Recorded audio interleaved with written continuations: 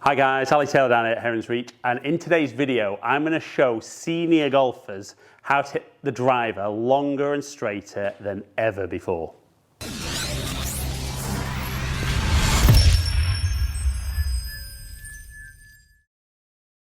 Right, so if you're a senior golfer or if you're just a golfer who wants to hit driver further and more accurate, in today's video I'm going to talk about how what you currently do might be quite effective at getting the ball in play, but could be robbing you of a huge amount of club head speed, therefore a huge amount of distance from the tee.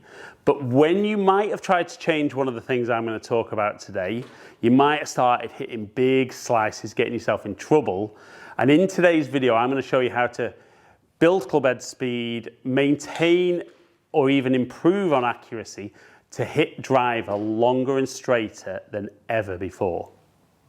So guys, if this is your first time watching my videos, welcome down to Ali Taylor Golf. If you're a returning viewer, thank you for taking the time to watch.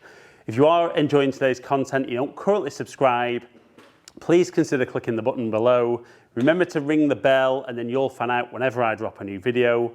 But for now, let's find out how to hit driver longer and straighter than ever before. Right then guys, so like I said at the start of this video, this is helping senior golfers hit the ball longer and straighter. But I'm not going to put an age limit on this. If you're just a golfer who wants to hit the ball further and hit more fairways, there's going to be some really good advice hopefully in this video that's going to help you do that. So when I watch most golfers off the tee, I think as a general rule, you'll see golfers set up pretty decently nowadays. There's so much information out there about setup and golf swing that most golfers will do a reasonable job, and a typical drive for a lot of golfers. You can see a good strike, 103 mile an hour, club speed, ball speed 149. The club has moved down 7 degrees into impact, therefore the carry is 199 and the total just under 240 yards. Right, so the first thing we need to do if we're going to start hitting the ball further is, because that was nice out the middle of the club face, so I generated some really good ball speed from the club head speed that was generated. Now I do appreciate a lot of golfers out there won't be swinging at 103 mile an hour probably to begin with, but what we're going to work on in here is going to help you pick up speed. So it's common knowledge that if you can make a nice full backswing, that club head has got longer to accelerate on the way down, so potentially you can generate more distance. Now, the first mistake I think a lot of golfers make is that at address, they tend to get their toes pointing pretty much straight forward. Now, generalizing a little bit here, but majority of golfers are a little bit tight in their right hip, and by having that foot very square, it really limits how much the hips can turn on the way back, therefore limits how far the shoulders can turn. So from here, if I just feel my my right hip, doesn't move at all, I can only really get back there until things feel very, very tight. So the first way we're going to allow the body to turn a bit more is we're going to actually turn that back foot out away from the target a little bit. So straight away, that'll give me a bit more freedom in my hip. Straight away there, I can feel more hip turn, more shoulder turn, and the club goes further back, which is a nice start. The challenge for me, a lot of golfers, I think, try and stay very still over the ball and kind of really feel about trying to keep that right knee flexed as they swing back. But straight away, that's going to limit, again, that turn. So the second part is we're going to turn that foot out and we're going to let that right leg straighten a bit more on the way back. See straight away how much longer I can get back. That's going to help me make an even bigger turn. Now the final bit as to what we're going to do with this back foot and hip is, rather than standing very, very square, we're actually going to pull that right foot back. So right foot back, open up the foot, let the right leg straighten. So we can see a really, really big turn on the way back. So I'm going to hit a shot and let's just see what extra club head speed I can pick up just with that little alteration. So from there, turn that back and then let the right leg straighten on the way back. See a huge jump up to 108.6, 156 mile an hour ball speed, 230 carry and 272 total. So my angle of attack changed there, which is something we're going to come to shortly about ball position. But it'll be interesting, and when I show you why I've changed what I have, this is really going to help with ball position and tee height.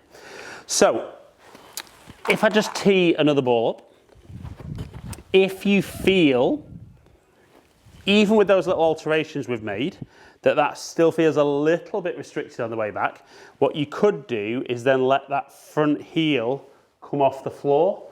That might give you even more range of motion to get hit in the golf ball. So let's try that. Doesn't always help me pick up too much, but everything as we've spoken about. So not a bad little shot, just fading out to the right, but that's fine. At the moment, I'm not worried about accuracy. I'm focused a bit more on speed. We see 107 mile an hour club speed, 156 ball speed, 254, 274. Right, so the final piece of the jigsaw, and that's quite simple little things. A lot of that setup based, maybe just the thought of letting the legs straighten and letting the letting the left heel come off the ground becomes a swing thought as such. But a lot of that's very setup based. But the final piece of the jigsaw is how we deliver the club head into the golf ball.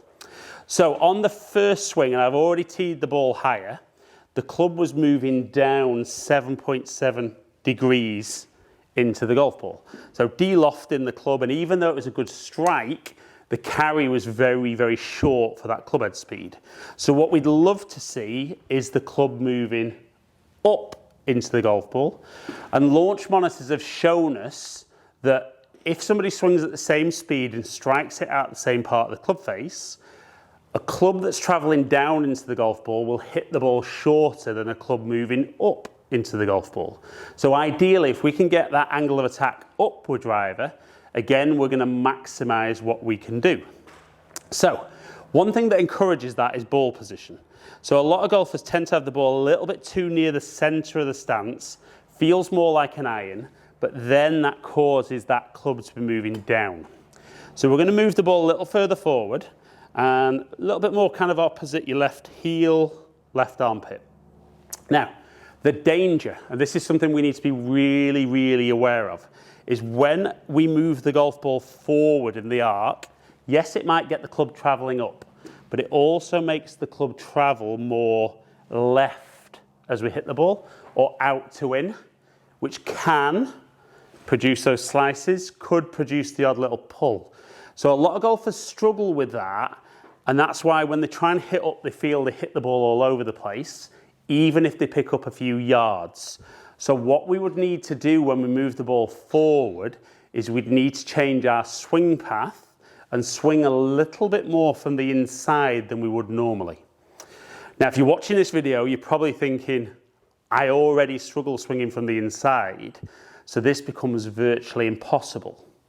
Well, it doesn't, because one of the alterations we made at address is if we were standing square and that path became out to in, we spoke about opening the foot and withdrawing that back foot. So that naturally makes us swing more on the line of our body. So more from the inside. By the time the club then gets back to the ball, the path will be much straighter than normal. And it's good, isn't it? Because if I swing very left with driver, we can see how the lowest point of my swing would be after the golf ball. Whereas as I pull my foot back, we know it goes more to the right. But now, if I'm touching the ground, I'm actually touching the ground back here. Now, we're not trying to touch the ground, but you can see where the low point would change. Therefore, the club is going to move up. And because it's more from the inside, it's going to be straighter. Now, I don't want to be too technical about that. It's just nice to know that if you change the setup as we've discussed, it's going to help you deliver the club path much straighter to target, which you may have been doing at the start and getting a very manageable shot, but we all want those extra yards, don't we? Whether it be 20, 30, 40 or 50 yards extra off the tee. So let's make that little change. We're going to move that ball position forward. We're then going to pull the foot back, open that heel out.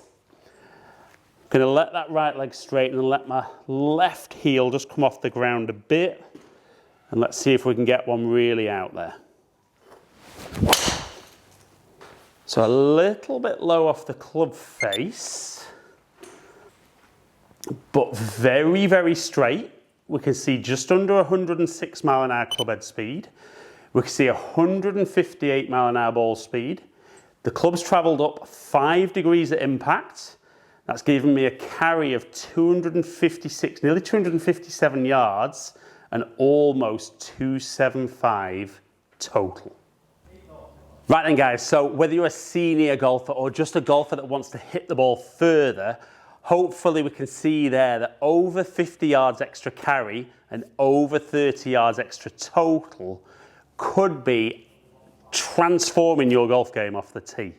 And we could see there literally making a little change to the way we set up, changing ball position so we deliver the club a little bit differently, up rather than down. We picked up club head speed, we picked up distance, and we hit the ball straighter than any of the other shots.